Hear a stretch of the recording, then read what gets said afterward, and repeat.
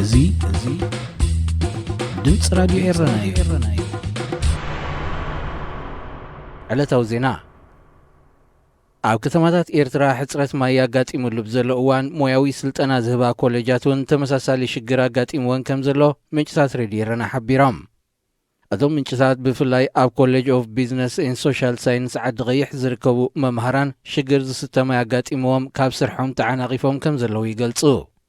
ኮሌጅ ዓዲ ቀይሕ መስመራት ማይ ተዘርጊሕዎ ግቡእ ኣገልግሎት ይህብ እኳ እንተሎ ንምስታይ ግና ጽሬቱ ዝተሓለወ ብዘይምዃኑ እቶም መምሃራን መዓልታዊ ክሳብ ፍርቂ ሰዓት በመጓዓዝ ማይ ብጀሪካናት ይጓርቱ ከም ዘለዉ ይግለጽ። እዚ ጸገም ዝስተ ማይ ኣብ ተምሃሮውን ሽግር ፈጢሩ እኳ እንተሎ ምስ ሕጽረት ምንቅስቓስ እቶም ተምሃሮ ጥዕንኡ ዘይተሓለወ ኣብቲ ቐጽሪ ካብ ዝርከብ ማይ ቡምባዮም ዝጥቀሙ ዘለዉ። ማሕበራዊ ፍትሒ ንምርግጋጽ ቃለስ ኣለኹ ዝብል መንግስቲ ኤርትራ ኣብ ኮሌጃት ንዝርከቡ ተምሃሮ እኳ ጽሩይ ማይ ክቐርብ ኣይከኣለን ክብሉ ተምሃሮ ኮሌጅ ዓዲ ቀይሕ መረሮኦም ብዓውታ ይስምዑ ከም ዘለዉ ይዝንገር። ኣብ ተመሳሳሊ ዜና ኣብ ኣስመራ ዝርከቡ ወነንቲ ቦጣት ብኣልማማ ተፍትሽ ከም ዝተኻየደሎም ዝበፅሐና ሓበሬታ ገሊጹ። ቀንዲ ምኽንያት ናይ ዝተፍትሽ ገለ ወነንቲ ቦጣት ነቲ ማይ ዘዕቁር ክፋል መካይኖም ብምኽፋል ማይ ብኮንትሮባንድ ክነግዱ ጀሚሮም ብዝብል ጥርጣረ ምዃኑ ብውሽጢ ክውረይ ከም ዝቐነየ ይግለጽ። ኣብ ኢትዮጵያ ምስቲ ዝሓለፈ ሰሙን ዝተኻየደ ግርጭት ብዝተኣሳሰረ ልዕሊ 400 ሰባት ኣብ ትሕቲ ቀይዲ ኣትዮም ከም ዘለዉ ተገሊጹ።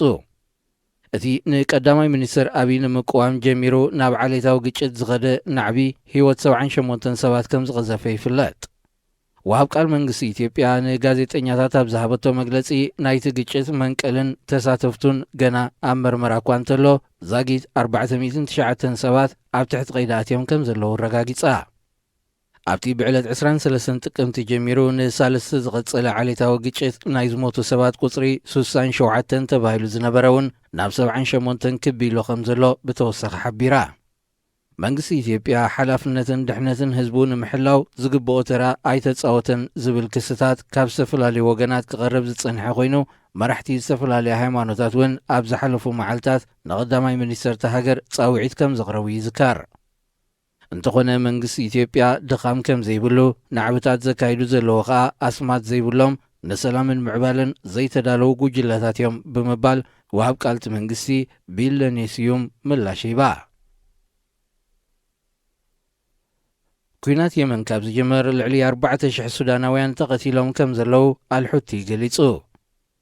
ወሃብ ቃል አልሑቲ የሕያ ሳርያ ብዝሃቦ መግለጺ ብስዑድ ዓረብ ዝድገፍ ልፍንቲ ሃገራት ዓረብ ነቶም መንግስቲ ሱዳን ዝለኣኾም ሱዳናውያን ዕሱባት ኣብ ቅድመ ግንባር የሰልፎም ብምህላው ናይቲ ኩናት ቀዳሞት ግዳያት ይኾኑ ከም ዘለዉ ገሊጹ። ንሱ ብተወሳኺ እቶም ዝቖሰሉን ዝተማረኹን ሱዳናውያን ወተሃደራት ኣብ ግምት እንተኣትዮም እቲ ቁጽሪ ናብ 8,000 ክብ ከም ዝብል ሓቢሩ። ህዝቢ ሱዳን ህዝባዊ ናዕቢ ብምክያድ መንግስቲ ዝቐየረ ሓይሊ ከም ዘለዎ ስለ ዘመስከረ ነዚ ሓድሽ መንግስቱ ዜጋታቱ ካብ የመን ክስሕብ ፀቕጢ ክገበር ፀዊዑ። ብዓሰርተታት ኣሽሓት ህይወት ዘህለቐን ልዕሊ 20 ሚልዮን የመናውያን ካብ ቤት ንብረቶም ዘመዛበለም ኩናት የመን ንምዕራፉ ብውድብ ሕቡራት ሃገራት ዝካየድ ፃዕሪ ክሳብ ሕጂ ፍረይ ተረኽቦን ዘሎ። ክቡራት ሰማዕትና ዜና ኣብዚ ተፈጺሙሎ። ድምጽ ራዲዮ ኤረናይ